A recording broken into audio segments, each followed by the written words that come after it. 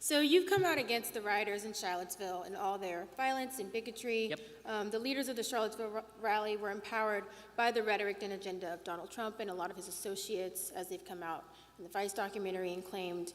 You've not only said controversial things, but you've had a couple of attacks against the trans community, transphobic attacks, even your call for the transfer of Palestinians, which I don't know if you've redacted that. Yeah, I redacted that like 9 years ago. I just wanted to make sure. I wanted to ask you. No, I'm just learning about Ben. No, really, that's fine. Here. That's fine. But even with that, do you feel that a lot of your speech could incite the same kind of violence?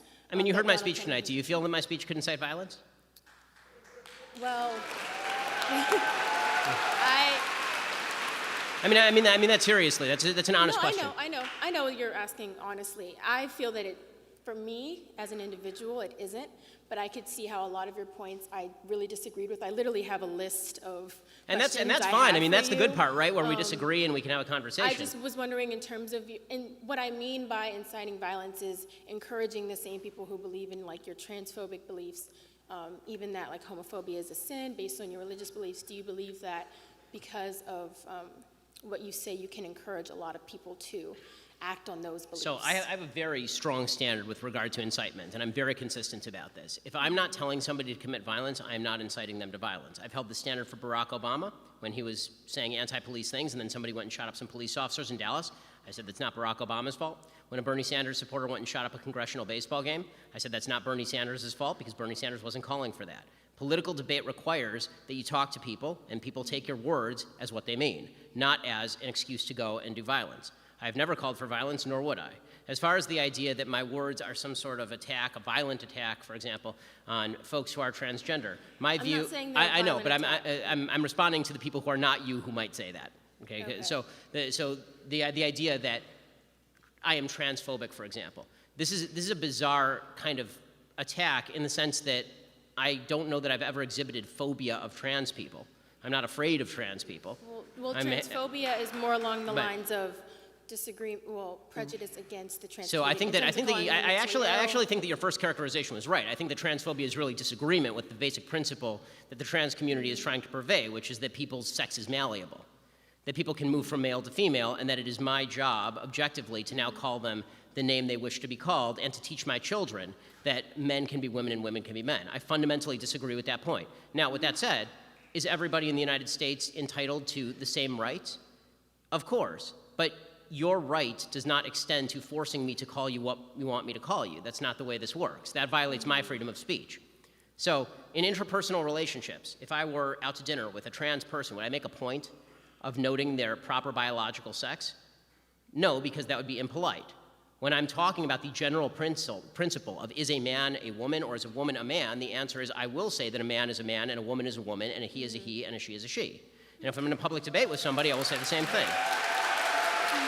I do want to clarify that when I meant, I wasn't trying to say disagreement. I was relating it to the same definition of homophobia, which is prejudice, or I tried to say discrimination. Right. So I think that again, homophobia. There are some people who actively want to do violence to people who are gay. Right. I mean, those people are not me or anybody that I agree with. Obviously, I've never at any point in my entire career ever advocated violence. God forbid. Against anybody in a civilized society. That's not something that I believe in, and I think it's evil. As far as I think again, your original definition of transphobia actually is better applied here as well. I think it's disagreement with certain principles that the homosexual community wishes to espouse. What I was saying was that's not what I was. I was instead I know, of saying I'm saying that I agree with your original definition and not your definition. So the definition that you made. No, I'm not saying it's mine. It's one that I Googled that I found. Right. So, and I think that definition is wrong, and I think that the one that you Freudian slipped was right. Is what I'm saying. So I'm saying based on the institution of, I don't want to say the institution of Google because that's an extremely general thing to say, but in terms of as soon as you search transphobia, homophobia, this is what comes up. Right, and I think. Do you feel like even though you're disagreeing with transphobia, with the trans community, which I believe we all have our own disagreements, I'm asking, do you feel that the fact that with your disagreement, you're inherently, through the institutions that have provided these definitions, discriminating against trans community. And thus encouraging other people Right. to follow. So I know here's it's a what. long so, question, but I right. had to That's fine. encapsulate a lot of So things. here's what I'm saying. I disagree with either their definition is wrong or it's overly broad in its application. Okay. So if the idea is that if I say a man is a man and a woman is a woman is inherently transphobic, that's not discrimination, that's disagreement. If they say that's discrimination, they're overly applying their own I label. think when you say like they're mentally ill, like that Well, gives off. I have said, and I will continue to maintain, that gender dysphoria or gender identity disorder, whichever DSM you choose to use, is a mental illness. That is, and again, God forbid that it should be said with any animus, because this is not said with animus. When people are suffering, these are clearly folks who are suffering. When people are suffering, you shouldn't be saying stuff with animus. I'm not saying that as a gotcha to people who are transgender. The point that I'm making is that when a society begins treating folks who have mental illness as though they are representing an objective reality, they are doing no service to the people who actually suffer from a mental illness. My grandfather suffered from schizophrenia, paranoid schizophrenia. He was institutionalized. If the doctors had said to him, Nate, you're fine. We believe that the radio is actually talking to you. That is not a service to him. That would have been terrible for him. Right? They put him in an institution. They gave him lithium, and it helped. Now, I'm not saying there's even a great solution for folks who have gender identity disorder or gender dysphoria, because the solutions that I've seen, including transgender surgery, are not intensely effective from all the studies that I've seen. It's a tragic, tragic situation. But the solution is not to redefine as a society what sex means along anti-biological lines. As far as the homophobia point, it's my own religious belief about the sinful nature of particular people's behavior should have no impact on how you act in a free country or how you think. It's a free country. Do what the hell you want. Right? There's religious ben, which is what I think is sinful, which is Jews who violate Sabbath, right? Jews who eat shellfish. Right? There's a lot of things that we think are sinful in Judaism. Right? And then there's the stuff where do what you want because it's a free country. I think people do a lot of sinful stuff all the time, and I'm not calling them on it. Right? I think the people who are living together outside of marriage are sinning according to my traditional religious beliefs. It's a free country. Do what you want. So when people say homophobia, I think what they are doing is saying you disagree with me. I've never called for violence, and not only that, I'm in favor of legalization of same-sex marriage in the sense I want the government completely out of marriage, right? I don't want the government in the marriage business at all. So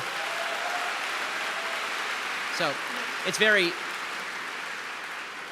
So I think that what bothers me is when folks assume that a disagreement means that they can ascribe animus, anger, hatred, wish for violence to me. Which is what a lot of the Charlottesville rioters were doing. Well, the Charlottesville rioters were garbage people. I mean, I did 2 full episodes on how I know. garbage the Charlottesville rioters I mean, were. this has been really great, actually, to have this dialogue. But I think I was the #1 target of the alt-right in 2016, according to the Anti-Defamation League. I looked you up. Yeah, Yeah. I know.